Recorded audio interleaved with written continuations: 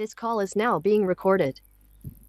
Baik, bismillahirrahmanirrahim. Assalamualaikum warahmatullahi wabarakatuh.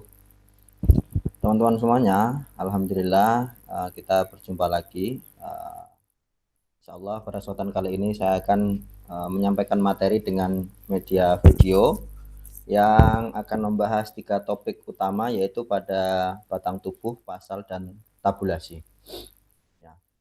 Secara prinsipil gitu ya, bahwa pembahasan kita ini nanti sebenarnya secara komprehensif sebenarnya akan menguraikan lebih banyak terhadap batang tubuh itu sendiri. Sehingga apa yang disebut sebagai pasal dan kemudian tabulasi itu sebenarnya adalah bagian daripada batang tubuh itu sendiri. Kalau kemudian kita melihat struktur bangunan daripada peraturan perundang-undangan, itu kan pasti memiliki 3 hal. Pertama judul, kemudian batang tubuh yang merupakan isi daripada peraturan perundang-undangan tersebut, dan kemudian penutup gitu. Nah, judul kan sudah kemudian kita bahas pada pertemuan sebelumnya, yaitu terkait dengan namanya, kemudian juga menimbang, kemudian konsideran dasar hukum, kemudian memutuskan, kemudian menetapkan, dan lain sebagainya. Yang itu merupakan bagian daripada judul yang saya kira teman-teman semuanya telah menguasai terkait dengan hal tersebut. Nah, kita kemarin sebelumnya juga sudah membahas terkait dengan bahasa hukum atau bahasa peraturan perundang-undangan, yang mungkin saja sebenarnya itu akan lebih mudah dipahami ketika teman-teman semuanya menyusun daripada sebuah peraturan perundang-undangan. Nah, karena sudah berusaha belajar pada materi terkait dengan bahasa peraturan perundang-undangan, maka saat ini kita akan membahas terkait dengan batang tubuh. Nah, batang tubuh sendiri itu memuat semua materi muatan peraturan perundang-undangan yang dirumuskan dalam pasal atau beberapa pasal. Ya, jadi pada prinsipnya batang tubuh itu adalah tempat di mana kita mengatur sebuah peraturan, gitu ya. Esensi daripada peraturan perundang-undangan itu berada pada batang tubuh gitu. Kalau judul, penutup, ya meskipun itu hal yang penting, tetapi tentu tidak akan memuat esensi-esensi daripada apa aturan yang kemudian diatur gitu. Tapi kalau kemudian kita ingin melihat, tentu berada pada batang tubuh itu sendiri, yang dalam pengertian daripada lampiran 2 Undang-Undang Nomor 12 Tahun 2011 disebutkan bahwa batang tubuh itu memuat materi muatan yang ada pada peraturan perundang-undangan. Yang tentunya materi muatan ini sudah pernah saya jelaskan pada mungkin sebelum UTS ya, terkait dengan materi muatan. Bahwa materi muatan itu di setiap jenjang ataupun hierarki peraturan perundang-undangan itu berbeda. Nah, misalkan kalau kemudian undang-undang, peraturan pemerintah, kemudian peraturan presiden, peraturan daerah, baik di tingkat kabupaten, kota ataupun provinsi, tentunya itu berbeda semuanya. Nah, itu maka kemudian teman-teman semuanya harus kemudian mengetahui sebelum kemudian masuk kepada materi muatan yang kemudian nantinya akan diatur dalam sebuah peraturan perundang-undangan, teman-teman harus kemudian mengecek terlebih dahulu apakah kemudian materi muatan ini sudah tepat ketika kita masukkan dalam hal tersebut gitu. Selain daripada itu, yang perlu diperhatikan juga adalah nanti kemudian apakah aturan ini memiliki payung hukum yang langsung kemudian menjadi cantolannya ataupun menjadi dasar pembentukannya gitu ya. Nanti kemudian kalau cantolannya berarti kita akan menderivasi gitu ya, menurunkan sebuah aturan yang lebih tinggi kepada aturan yang lebih teknis gitu. Itu kemudian teman-teman harus perhatikan betul-betul gitu. Nah, sebagai sebuah ilustrasi teman-teman semuanya, ya kenapa ini pohonnya adalah pohon tebu ini ya, pohonnya tebu. Kenapa pohon tebu? Saya nyari yang lain-lain itu tidak cocok. Kenapa tidak cocok untuk menggambarkan ini? Karena kalau kemudian kita melihat ya, tadi saya katakan bahwa judul dan penutup, batang tubuh, yang paling penting itu adalah batang tubuhnya gitu ya. Kalau kemudian kita mencari pohon yang kemudian pohonnya itu saya bisa katakan yang paling penting adalah bagian daunnya, bukan batang tubuhnya gitu. Misalkan kan ada mangga gitu, yang penting kan kemudian ranting-rantingnya itu gitu ya, karena dia ada itu. Tapi pohonnya tidak kemudian itu tidak terlalu penting gitu. Kalau kemudian ngambil kelapa misalkan, wah kelapa ini dari atas bawah penting semuanya gitu. Tapi ya semua penting, tapi esensinya belum terlalu kena. Nah, kalau tebu ini kan kita bisa melihat bahwa daunnya, nah ini daunnya itu kan penting tapi tidak seesensi daripada batangnya. Nah, orang kan lebih cenderung kemudian yang dikonsumsi, yang diperjualbelikan itu kan batangnya, batang tebunya itu. Maka kemudian saya ngambil ini. Nah, sebagai sebuah gambaran gitu. Semuanya komponen daun, batang dan kemudian akar rumput atau penutup itu penting gitu ya. Tetapi kalau kemudian kita melihat hal yang paling penting tentu ya batang tubuh itu sendiri ataupun kemudian batang dari pohon si tebu itu sendiri gitu ya. Ya, meskipun daun apa pentingnya daun tebu itu biasanya buat ditanam lagi gitu. Kalau rumput apa ya jelas kalau nggak ada rumputnya dia nggak akan bisa kemudian tumbuh subur dan lain sebagainya. Ini sebagai gambaran ilustrasi sebenarnya tempat daripada batang tubuh dalam peraturan undang-undangan itu di mana sebenarnya gitu. Nah, materi muatan ya gini. Nah, batang tubuh itu kan kemudian menjadi turunannya. Berisikan daripada materi muatan itu ya, batang tubuh berisikan materi muatan. Nah, kita cek lagi lah, kita coba ya, kita cek lagi tadi yang sudah saya jelaskan bahwa materi muatan peraturan undangan adalah materi yang dimuat dalam peraturan undang-undangan sesuai dengan jenis, fungsi, dan hierarki peraturan undang-undangan. Jadi sebagaimana tadi sudah saya jelaskan di awal bahwa nantinya kemudian materi muatan ini tetap perlu kemudian disesuaikan. Jangan sampai kemudian teman-teman nanti kemudian mendraft itu kemudian memasukkan materi-materi yang lebih tinggi kepada aturan yang tidak seharusnya menampung materi muatan tersebut. Contohnya apa? Misalkan ada putusan Mahkamah Konstitusi berkaitan dengan undang-undang misalnya pemerintahan daerah gitu.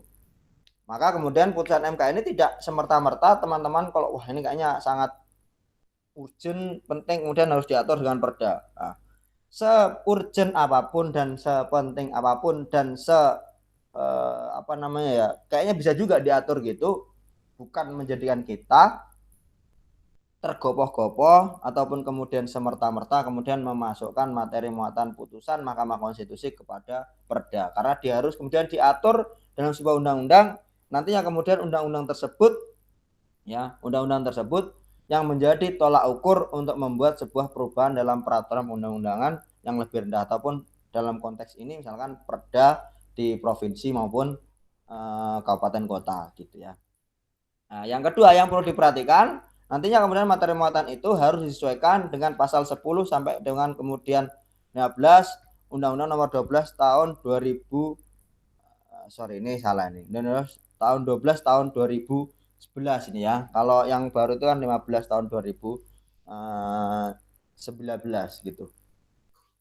Nah, kemudian teman-teman yang harus perhatikan bahwa materi muatan itu paling tidak mengatur 5 hal. Pertama adalah ketentuan umum. Oke, sebenarnya ini ada pengertiannya nih. Oke, saya jelaskan secara singkat yang di PowerPoint ini bahwa ketentuan umum itu mengatur secara umum pengertian definisi dan sebagainya. Nanti kita cek di bagian bawahnya ini. Yang kedua mengatur terkait dengan materi pokok yang diatur. Ya, materi pokok diatur apa saja sih pengennya gitu.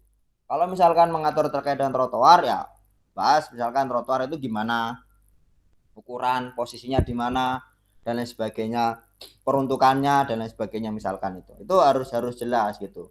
Nggak boleh kemudian trotoar terus mengatur jalan raya gitu. Ya meskipun sampingan ya berbeda gitu ya. Kalaupun bersinggungan nanti kemudian harus disesuaikan sehingga aturan terkait dengan trotoar tidak berbenturan dengan aturan terkait dengan jalan raya. Nah, itu penting itu untuk kemudian diatur. Yang ketiga dan keempat itu ketentuan pidana dan ketentuan peralihan. Semuanya ini tergantung ya jika diperlukan gitu. Nah, biasanya ketentuan pidana ini hanya diatur dalam undang-undang, tidak diatur pada aturan yang lebih rendah gitu ya. Gitu. Kalaupun kemudian mengatur itu biasanya hanya pidana denda gitu, bukan kemudian pidana kurungan ataupun pidana penjara seperti itu. Yang keempat yaitu ketentuan peralihan. Nah, ketentuan peralihan itu biasanya seperti ini teman-teman. Ketentuan peralihan itu mengatur terkait dengan aturan-aturan yang sebelumnya. Nah, karena dia dilahirkan karena kita kan memiliki sebuah asas mengatakan bahwa lex posterior derogat legi priori ya. aturan hukum yang lahir berikutnya ataupun setelahnya itu akan mengesampingkan aturan yang lahir sebelumnya, ya, dalam konteks bahwa itu sama apa hal yang diatur gitu. Nah, kepada aturan-aturan tersebut maka kemudian diberikan sebuah catatan biasanya. Apakah kemudian masih berlaku beberapa, ataukah kemudian aturan yang lebih rendah itu nantinya akan masih berlaku atau tidak. Nah, maka ketentuan peralihan itu sangat penting itu. Ketika ada aturan yang sebelumnya, kecuali misalkan aturan yang baru sekali belum ada dan lain sebagainya, dan itu merupakan sebuah regulasi baru, maka ya sudah biarkan saja itu kemudian berjalan sebagaimana mestinya gitu. Tidak perlu kemudian diatur terkait dengan ketentuan peralihan. Dan yang terakhir yaitu berkaitan dengan ketentuan penutup. Nah, ketentuan umum teman-teman semuanya yang perlu diperhatikan di sini yaitu ketentuan umum itu berisi terkait dengan batasan pengertian atau definisi. Ya, teman-teman harus kemudian mampu mendefinisikan atau memberikan batasan pengertian apa yang disebut sebagai A, B, C dalam tersebut gitu. Misalkan ketentuan terkait dengan perda di DIY gitu, maka kemudian gubernur sebagaimana dimaksud dalam perda tersebut tentunya adalah gubernur DIY, bukan gubernur Jawa Tengah misalkan mengatur itu artinya overlapping gitu. Itu harus jelas karena nama gubernur itu kan umum. Nah, kalau gubernur misalkan itu dan lain sebagainya yang kemudian itu berkaitan dengan aturan yang diatur gitu ya. Jangan sampai kemudian membuat aturan yang meluas dan tidak bisa kemudian dipahami gitu. Yang kedua, singkatan atau akronim yang dituangkan dalam batasan pengertian atau definisi. Nantinya kalau teman-teman misalkan nih kayaknya kalau nulis misalkan Komisi Pemberantasan Korupsi gitu. Wah, panjang banget tuh. Tiap kali ngetik gitu. Ya udahlah, buat aja. Misalkan lembaga pemberantasan korupsi yang kemudian disebut sebagai Komisi Pemberantasan Korupsi itu kemudian disingkat KPK. Nah, itu kemudian disebut sebagai singkatan atau akronim. Yang C, hal-hal yang bersifat umum yang berlaku bagi pasal atau beberapa pasal berikutnya, antara lain ketentuan yang mencerminkan asas, maksud dan tujuan tanpa dirumuskan tersendiri dalam pasal atau bab. Nah, ini hal-hal yang sifat umum yang kiranya nanti tetap diatur dalam pasal-pasal berikutnya, tetapi kemudian ini kayaknya harus kemudian diberikan sebuah definisi gitu ya. Nah, contoh ketentuan umum pasal 1 angka 2. Nah, peraturan undang-undangan.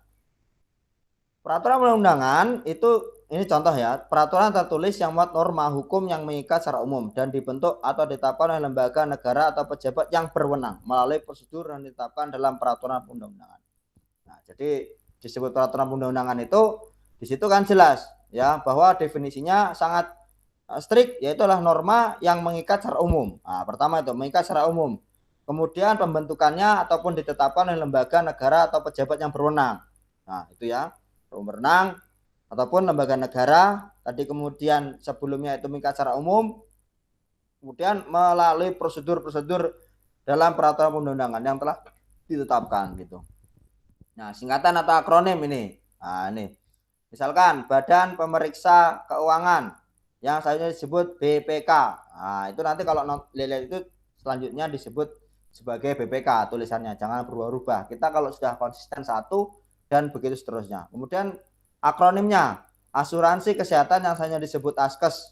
Nah, ASKES semangat terus kemudian seperti itu. Nah, kemudian ada juga nih ketentuan umum yang digunakan sebagai frasa pembuka gitu. Misalkan dalam undang-undang ini yang dimaksud dengan gitu. Dalam peraturan undang ini dimaksud dengan ini disebut sebagai frasa pembuka dalam batang tubuh. Teman-teman nanti kalau itu bisa melihat dalam ketentuan umum gitu sebelum kemudian membahas.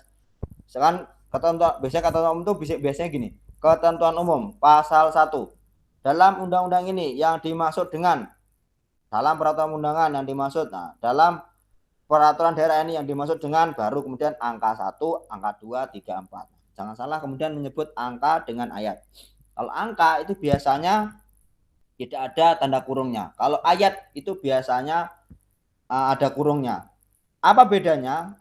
Kalau angka itu satu dengan yang lainnya itu tidak ada kaitannya sama sekali. Yes, lepas aja gitu. Dia berdiri sendiri-sendiri gitu. Berdiri sendiri. Kalau angka itu seperti itu. Ya kemudian tidak terintegrasi ataupun tidak terkoneksi satu dengan yang lainnya. Tapi kalau ayat, ini misalkan pasal 1, pasal 1 biasanya nggak ada. Misalkan pasal 5 ayat 1 dan 2 itu biasanya saling berkaitan. Maka tidak heran biasanya sebagaimana dimaksud dalam ayat 1, sebagaimana dimaksud dan lain sebagainya. Dia akan kemudian saling berhubungan satu dengan yang lainnya. Nah, kemudian ini teman-teman semuanya, materi pokok yang diatur ditempatkan langsung setelah bab ketentuan umum. Jadi, setelah ketentuan umum tadi kan isinya definisi, pengertian, singkatan, akronim, hal-hal umum yang kemudian perlu diatur.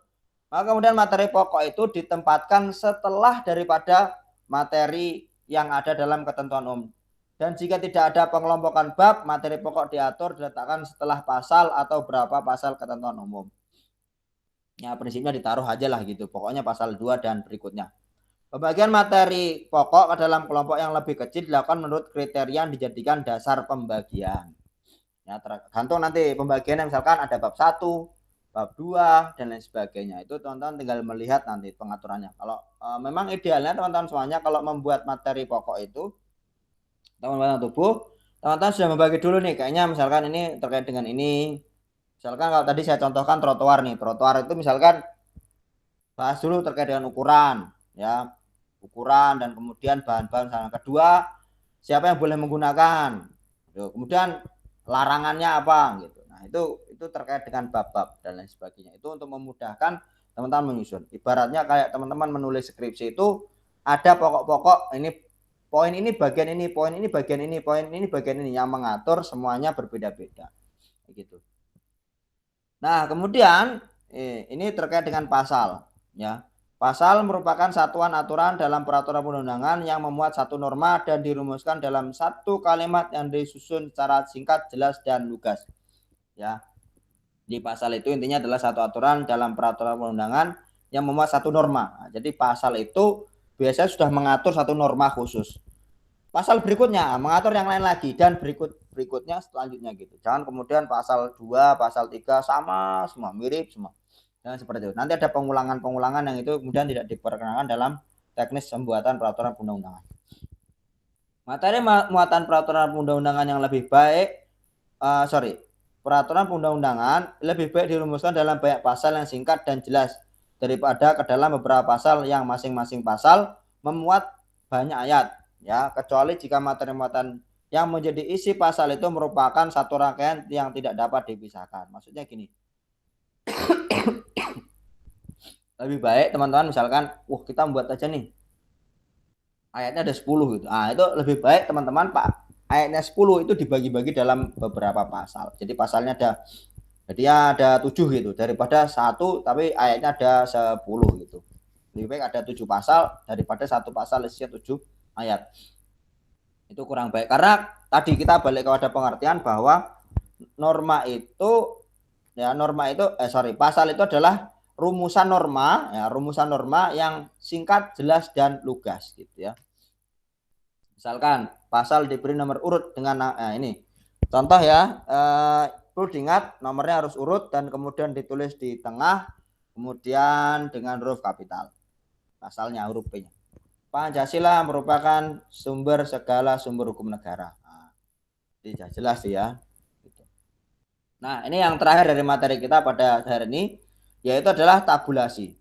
Nah, biasanya kan kemudian teman-teman bisa melihat tuh ada rumusan-rumusan yang banyak rinciannya. Nah, kemudian kalau banyak rinciannya, teman-teman bisa menggunakan 2. Pertama, rincian kalimat dan tabulasi. Tidak salah kalau kemudian menggunakan rincian kalimat, tetapi lebih mudah kalau kemudian dilihat ataupun kemudian orang memahami rincian itu dengan menggunakan tabulasi. Contohnya seperti ini, misalkan contoh pasal 28, bahasa Indonesia wajib digunakan dalam pidato resmi Presiden, Wakil Presiden, pejabat negara lain yang disampaikan di dalam atau di luar negeri. Maka lebih enak kemudian dijabarkan seperti ini. Bahasa Indonesia wajib digunakan dalam pidato resmi Presiden, B. Wakil Presiden dan pejabat lain yang disampaikan di dalam atau di luar negeri, ya, seperti itu. Nanti teman-teman harus perhatikan juga tabulasinya ini bersifat fakultatif ataupun imperatif gitu ya. Maksudnya apa? Fakultatif itu biasanya ya boleh dipakai, boleh tidak gitu ya. Biasanya kalau fakultatif itu menggunakan dan atau gitu. Atau kalau imperatif bersifat memaksa, jadi harus gitu semuanya ya. Ataupun biasanya itu sebenarnya biasanya kumulatif ya, kumulatif atau alternatif. Sorry, bukan fakultatif atau imperatif bahasanya. Tapi bahasanya itu alternatif ataupun kumulatif. Kalau kumulatif artinya dia semua unsurnya harus terpenuhi. Misalkan syarat menjadi warga negara Indonesia A, B, C, D itu. Nah, itu semuanya harus semua. Tapi kalau kemudian alternatif, nah itu salah satunya aja boleh gitu. Gitu ya. Jadi gitu ya teman-teman semuanya. Saya kira perkuliahan pada video kali ini bisa kita cukupkan gitu. Semoga bermanfaat dan kita ketemu lagi insya Allah ini minggu-minggu terakhir. Mungkin pertemuan kita tinggal 1 atau 2 kali pertemuan lagi. Terima kasih buat teman-teman semuanya. Kita akhiri dengan bersama membaca hamdalah. Alhamdulillahirabbil alamin. Terima kasih. Assalamualaikum warahmatullahi wabarakatuh. Sampai dulu.